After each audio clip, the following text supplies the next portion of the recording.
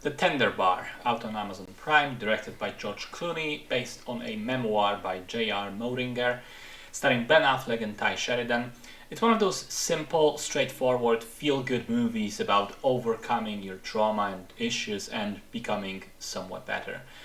It's essentially the life story of J.R. Moehringer, growing up in Long Island with an absent father, in a wild house of his grandpa, always filled with lots of other kids, always loud and screamy and kind of crazy, but also with his uncle Charlie, played by Ben Affleck, who runs a local bar, dispenses the occasional nugget of wisdom, and becomes, in essence, a substitute father figure for JR.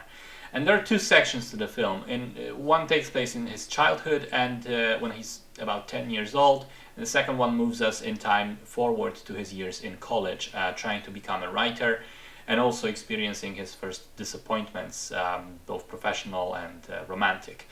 And throughout the story, we keep coming back to the father issues and to Uncle Charlie and his titular bar, which is very tender indeed. So the film doesn't really have a riveting plot. Some of the storylines go exactly as you would expect them to.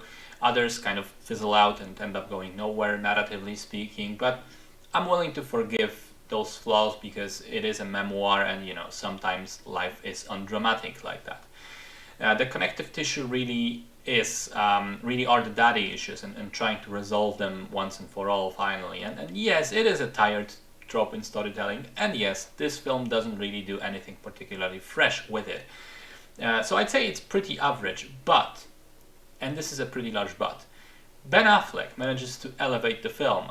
Every time he's on screen, it instantly just becomes much better. He plays an amazing character. His Charlie is a very kind man.